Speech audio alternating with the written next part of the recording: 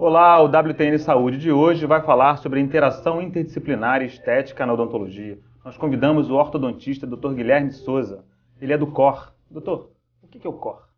Qual é o Centro Odontológico de Reabilitação Rabelo? Me fala uma coisa, a ortodontia visa basicamente a estética? Olha, normalmente quando o paciente vem ao nosso consultório, ele vem como queixa principal, quase que sempre a estética. Os dentes apinhados, tortos, a boca cheia de dente basicamente, né? Isso, ele não sabe qual é o problema dele, mas a queixa principal dele é estética e ele queria um resultado favorável. Certo. E aí a gente tem que pensar que um fator importante, óbvio, é a queixa principal, o paciente nos procurou para isso, então isso tem que ser resolvido, mas que a durabilidade deste tratamento está em cima de uma coisa chamada estabilidade oclusal, que é muito mais difícil do que propriamente mexer um dente ou outro. A estabilidade oclusal é uma coisa muito mais complexa, não é tão fácil de se adquirir, mas uma vez adquirindo, ela torna esse tratamento mais duradouro. Quando você corrige a oclusão, você praticamente está resolvendo o problema estético do dente, né?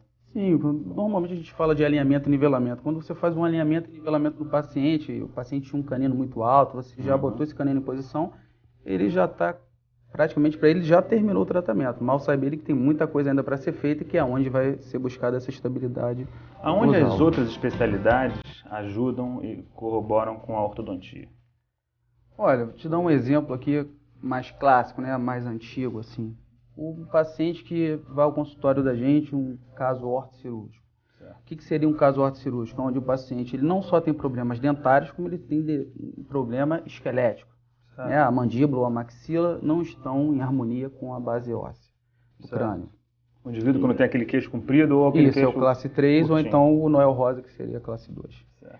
Esse paciente, se ele fosse somente tratado com ortodontia ou somente tratado com cirurgia, ele não vai ter um tratamento, quer dizer, o resultado no final das contas não vai ser com bom, certeza né? desfavorável, né? Então essa interação é até mesmo uma interação obrigatória, não tem outra saída para ele. Ele tem que ser tratado pelos dois, ele vai ao consultório, primeiramente ele é tratado com um ortodontista que faz um preparo cirúrgico, ele vai para o cirurgião bucomaxilo, faz a cirurgia ortognática, né? exatamente. Um pedaço do dente, eu boto um enxerto para aumentar. Isso, são várias, tem facção, tem vários tipos de cirurgia bucomaxilofacial. E ele retorna ao consultório do ortodontista para finalizar, porque é muito difícil ele sair da cirurgia bucomaxilofacial encaixadinho, né? Aí ele vai e ainda dá um retoque final, uma finalização com o ortodontista. Basicamente para você também acertar a oclusão, né? Isso, ele na verdade ele acerta mais a base esquelética. Entendi, você vai corrigir a oclusão, vai consertar mais você a parte afina dentária, no final, exatamente. Né? Além da bucomaxilo, me cita mais alguns exemplos. Você imagina um paciente que chega com um dente conoide. Como o nome fala, conoide é dente de cone, né? de cone, exatamente. Normalmente são os incisivos laterais. Certo. Para a pessoa que vai fazer essa restauração, seja uma coroa, seja uma restauração com resina foto, né? Composta que a gente fala. Resina fotocomposta? Resina fotopolimerizável, resina composta. Certo. Seria o ideal que esse dente conoide estivesse equidistante, ou seja, a mesma distância dele para o canino e para o central. Porque assim o profissional, né, normalmente o especialista, que é o especialista em dentista, vai fazer uma coroa e vai ter como fazer o tamanho certo e... Então nesse caso você entra antes, a ortodontia tem que entrar, vamos supor que esse dente conoide esteja colado num central ou num canino. Você tem que entrar com uma ortodontia, colocar esses dentes equidistantes, para depois o profissional da dentista entrar e botar uma coroa total e fazer a questão na verdade estética. Prepara para ele o campo. Certo. Se ele tentar fazer do jeito que está, vai ficar a estética final não fica legal. Qual um outro exemplo então dessa interação interdisciplinar? Uma interação com a periodontia, onde a presença do aparelho ortodôntico por si só, fisicamente falando, ele é um acúmulo maior de alimentos, não tem como. Certo. Mesmo que a gente use passafio, mesmo que a gente use escova interdental, a presença do aparelho dificulta. Certo. Uma vez essa formação de alimentos ali, vai formando o cálculo, você tem uma hipervascularização local daquele tecido da gengiva, que às vezes no menor toque aquela gengiva começa a sangrar, ou pior, ela forma uma hiperplasia, essa gengiva vai ficando hiperplásica, ela vai abraçando o bracket, impossibilitando a continuidade do tratamento. Aí o periodontista entra para fazer uma gengivectomia. O periodontista ou ele entra com a gengivectomia, no caso de uma hiperplasia, ou ele entra com a remoção de tártaro, se for somente a presença de tártaro, cálculo, coisas do tipo. A implantodontia, que é uma especialidade relativamente nova, agrega algum valor à ortodontia? Olha, sem dúvida, a implantodontia por si só é um achado dentro da odontologia, entendeu? coisas que eram impossíveis anteriormente de serem feitas, hoje em dia, graças a Deus, são possíveis. E a interação da ortodontia com a implantodontia é mútua. Uma ajuda a outra, a implantodontia precisa, muitas vezes, da ortodontia, né? E a gente entra nesse fator da estabilidade oclusal. Cita um exemplo para mim. Vamos supor, esse paciente aqui chega, né? Seria o ideal ele chegar assim no consultório, né? Sem o dente. Com essa, exatamente, com esse Perder um paralelismo, imaginando que o dente de cima não desceu, era o ideal. Porque a gente faria a parte cirúrgica, né? Deixaria a hóstia integral uns 4 meses mais ou menos, colocaria uma coroa de porcelana e esse paciente iria para casa.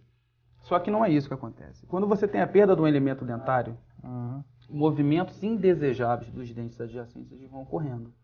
Você imagina, esse dente aqui é um dente atrás desse dente que foi perdido. Certo. Esse dente vai deitar. A gente costuma, esse movimento tem o nome de mesialização. Ele vai praticamente tomar o espaço desse dente que saiu, ficando mais próximo desse canino. Entendi. Por sua vez, o dente que estava em cima desse premolar, ele vai extruir, que é descer. Ele vai descer porque não perdeu apoio, né? Exatamente. Abrir o espaço, aquele espaço é preenchido por outro dente. Esses são movimentos que eu considero indesejáveis. Certo. Por quê? Se você não for pensar em ortodontia, num caso onde esse dente já deitou, você vai ter que fazer uma coroa menor e colocar aqui. Quando você fizer isso, não pode se esquecer que esse dente já deitou. A área que está embaixo dele é uma área mais difícil de você remover alimentos. Com isso, você torna aquela área propensa a ter bolsas periodontais, reabsorção óssea e, quem sabe, até mesmo futuramente pode vir a perder mais um elemento dentário. Por outro lado, existem movimentos, vamos supor, da arcada superior, que esse dente pode descer em direção a esse espaço perdido, que chama extrusão, e a gente não vai poder mais fazer o trabalho protético aqui, porque já tem um dente que tomou esse espaço. Conclusão, você tem que movimentar esses dentes todos. Tirar esse dente que deitou você botar o dente que desceu de volta para o lugar. Você tem que dar para o implantodontista a condição que esse paciente tinha assim que ele perdeu esse dente. Certo. Sem deixar que os movimentos indesejáveis tenham acontecido. E como é que você faz isso, então? Aí que tá. Um movimento de mesialização, como eu falei, que deita o dente, ele nem é um movimento tão difícil de conseguir, que é a verticalização. Mas o pior dos movimentos é o movimento quando esse dente de cima, da arcada de cima, desce em direção, instrui. Quando o dente sai, fica mais alto que os outros. Certo. O movimento de intrusão, que é o movimento para a gente reverter esse quadro, é um movimento muito difícil. E aí entra a interação mútua que eu digo, a implantodontia. Seria esse dente descer um pouco, né? Se esse dente desce um pouco, para a gente conseguir colocar esse dente de volta para o osso, é um movimento muito difícil quando a gente pensa em ancoragem intrabucal. E aí a implantodontia ajuda você? Ajuda muito, porque com a ancoragem só intrabucal, é mais fácil os dois dentes do lado descerem do que esse dente que desceu. Quer dizer, se você tem um dente assim, você ancora esses dois dentes para fazer isso. Na verdade, não só esses dois, mais dentes. Certo, você mesmo corre o risco de você botar esses dois dentes para fora ao invés de botar esse para dentro. Mais ou menos falando seria isso. Esses dois dentes vão descer sim, e o outro até vai entrar, mas não tanto. Mas é isso que você está falando. A ortodontia ela é toda em cima disso. E aí como é que a implantodontia ajuda nisso, então? Com o advento do mini implante. Você usa o implante para fazer esse movimento? Eu trouxe o mini implante aqui porque muitas pessoas confundem mini implante com implante dentário. O implante dentário é a substituição do elemento que foi perdido, tá? Você coloca exatamente o que está aí, ó, a parte cirúrgica e depois a parte protética. O mini implante é esse pininho aqui, ó. Tá? Certo. Então você pega esse parafusinho aqui, que é um mini implante. Isso. E aí você coloca ele aqui entre a raiz. Existe uma guia para você colocar, porque a gente não pode nunca colocar um mini implante em raiz, porque você vai levar esse dente a tratamento endodôntico de canal. Claro.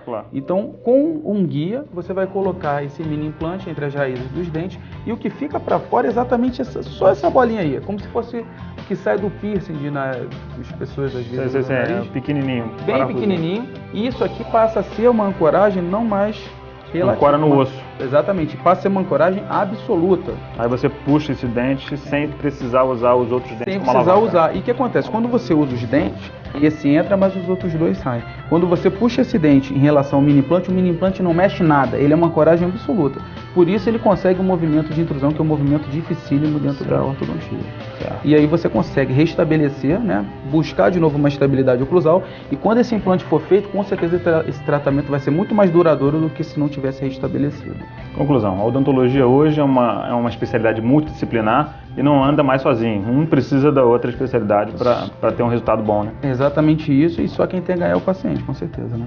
Doutor, muito obrigado pela sua presença aqui. Eu que agradeço a chance de mostrar um pouco do nosso trabalho no COR e quem sabe voltar aí mais alguma vez para... será bem-vindo. Muito obrigado.